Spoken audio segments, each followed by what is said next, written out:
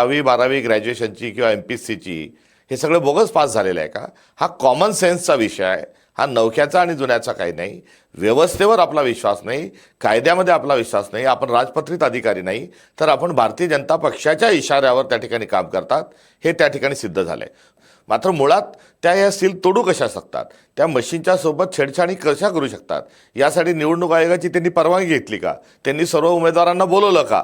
यातलं काहीही त्यांनी केलेलं नाही. त्यामुळे बोगस मतदान टाकून घेतलेलं आहे त्या निवडणूक निर्णय अधिकाऱ्यांनी. आणि हे सर्व जे आहे हे मुख्यमंत्र्यांच्या आणि स्थानिक आमदारांच्या दबावाखाली एवढी मोठी घृणास्पद आणि लोकशाहीचा कडेलोट करणारी घटना त्या ठिकाणी घडलेली आहे. आणि या संदर्भामध्ये कुठलीच पोलीस कारवाई नाही, कुठल्याच प्रकारचं निलंबनाची कारवाई नाही. आणि त्या पलीकडे जाऊन अशा प्रकारची धांदली ही लक्षात आल्यानंतर निवडणूक आयोगाचं काम काय, तर पुनर्मतदान घेणं हे निवडणूक आयोगाचं काम आहे. मात्र निवडणूक आयोगाने पुन्हा मतदानाचे आदेश दिलेले नाहीत. त्यामुळे एकंदरीत सर्व जे प्रकरण आहे हे महाराष्ट्राला आणि भारताच्या लोकशाहीला काळिमा फासणार आहे. तर पुनर्मतदानाची मागणी नेमकी का होते बघूया.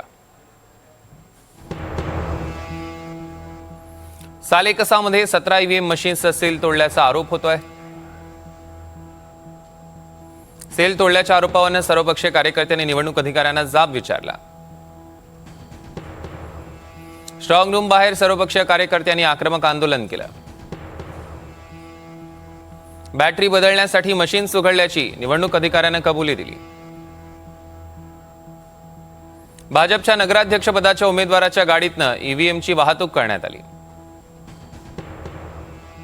नगराध्यक्षपदाचे उमेदवार राजेंद्र बडोलेंच्या संस्थेच्या गाडीतनं ही EVMची वाहतूक करण्यात आली. गोंधळानंतर निवडणूक अधिकारी मोनिका कांबळेंची उचलबांगडी करण्यात आली. काँग्रेससह सर्व पक्षांनी पुनर्मतदानाची मागणी केली आहे.